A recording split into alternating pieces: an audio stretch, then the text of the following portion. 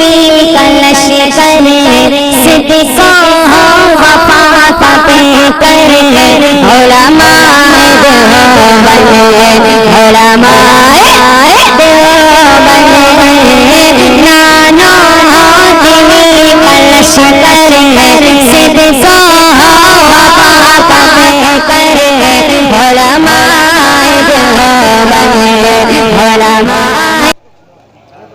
एक शायर ने कहा कि कौमी यकजहती के हवाले से कि देश की ऊंची शान होती है एकता जब बयान होती है, कि देश की ऊंची शान होती है एकता जब बयान होती है, घंटियां मंदिरों में बजती है और मस्जिदों में अजान होती है। तो कौमी यकजहती के हवाले से जनाब हजरत मौलाना नाजिर हुसैन साहब शेर पेश कर रहे थे। एक बड़े अच्छे अंदाज में शायर ने कहा, ओ माइक वाले थोड़ा सा और मुझ पे ना कीजिए, बड़े अच्छे अंदाज में एक शायर ने कहा कि इस अदब के मंच पर इंसान से इंसान मिलता है। क्या क्या और स्टेज पर हमारे राबिंदर सिंह डीलर भी तशरीफ फरमा है और मजमा के अंदर बहुत सारे हमारे हिंदू भाई भी तशरीफ फरमा है। बड़े अच्छे अंदाज में एक शायर ने कहा कि इस अदब के मंच पर इंसान से इंसान मिलता है, यहाँ पर राम मिलता है, यहाँ रहमान मिलता है। कि इस अदब के मंच पर इंसान से इंसान मिलता है, कि यहाँ पर राम मिलता है, यहाँ रहमान मिलता है। और यहाँ न कोई हिंदू है, न मुस्लिम है, न सिख है, न ईसाई। अरे यही वो मंच है कि जिस पर हिंदुस्तान मिलता है। अरे यहाँ न कोई हिंदू है, न मुस्लिम है, न सिख है, न ईसाई। यही वो मंच है कि जिस पर हिंदुस्तान मिलता है। तो हजरात अब आइए मैं आपको सुनाता रहूंगा, लेकिन एक वक्त हो चला है कि कौमी यकजहती के हवाले से कुछ कलाम आप हजरात के सामने पेश कर दिया जाए। तो आइए उसके लिए शायर इस्लाम करता है कौल अला जनाब कारी शमशुल हक साहब मेजर से गुजारिश करते हैं कि बहारे अर्श का जीना दिखाई देता है। अरे कदम कदम पर नगीना दिखाई देता है और खुदा हमें वो ज़मीन अता कर दे जहां से सिर्फ मदीना दिखाई देता है। अस्सलामु अलैकुम व रहमतुल्लाहि व बरकातुहू। वालेकुम अस्सलाम। मेरे मोहतरम बुजुर्ग और दोस्तों और स्टेज पे उलमाए किराम व शुहरा इज़ाम, आइए बेरा इंतजार के जनाब हज़रत मौलाना इरशाद रब्बानी साहब के हुक्म से आपके हवाले और जनाब मौलाना सुहेल साहब की इजाजत से आपके पास पहुंचने का मौका मिला। तो आइए नात्या कलाम पेश कर रहे हैं, खास तौर से मुलाहजा फरमाएं जी, नवाजिश अता।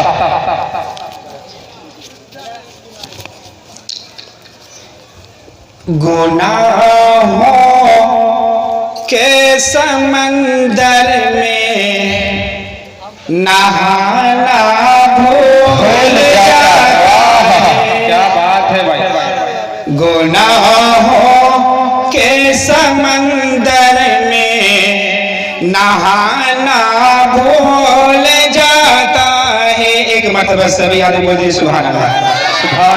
और स्टेज पे उलमाए किराम भी बैठे हुए हैं। मैं सबों से यानी मदद चाहते हुए आपके हवाले शेर पेश कर रहा हूं। लहजा फरमाए, गुनाहों के समंदर में नहाना भूल जाता है। गुनाहों के समंदर में नहाना भूल जाता है। गुनाहों के समंदर में नहाना भूल जाता है। जो नाते पाक सुनता है वह गाना भूल जाता है।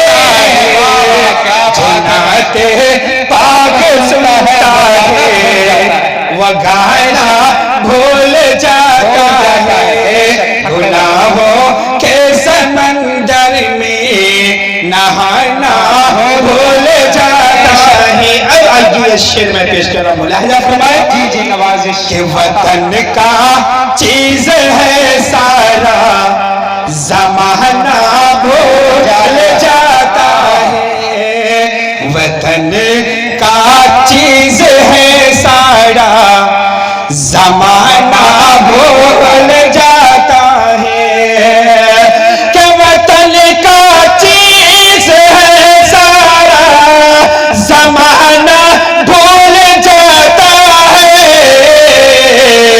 और ये शेर लिखेंगे, मदीने जो भी जाता है वह आला भूल जाता है, मदीने जो भी जाता है वह आला भूल जाता है, गुनाहों के समंदर में नहाना भूल जाता है, जो नाते पाक सुनता है वो गाना भूल जाता है। और शेर में पेश कर रहा हूं, जी नवाजिश।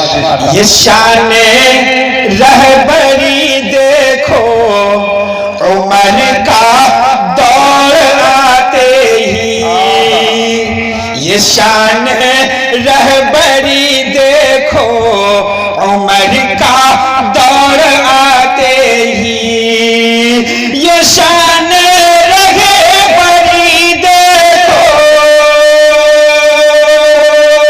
ये शान रहबरी देखो, उमर का दौर आते ही, क्या जमाना दूध में पानी मिलाना भूल जाता है, जमाना दूध में पानी मिलाना भूल जाता है, जो नाते पाक सुनता है वह गाना भूल जाता है।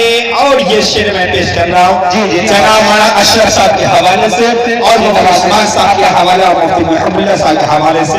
जी जी। जो नाते पाक सुनता है वह गाना भूल जाता है, जो नाम मुस्तफा सुनकर नहीं पढ़ता दुरूद उन पर, जो नाम मुस्तफा सुनकर नहीं पढ़ता दरूद उन पर, जो नाम मुस्तफा सुनकर नहीं पढ़ता दुरूद उन पर, वह रहमत के समंदर में नहाना भूल जाता है, वह रहमत के समंदर में नहाना भूल जाता है। आइए अब लग रहा है कि बोहनी प्रोग्राम का हो रहा है, आइए मैं शेर पेश कर रहा हूं, मुलाहिजा फरमाएं।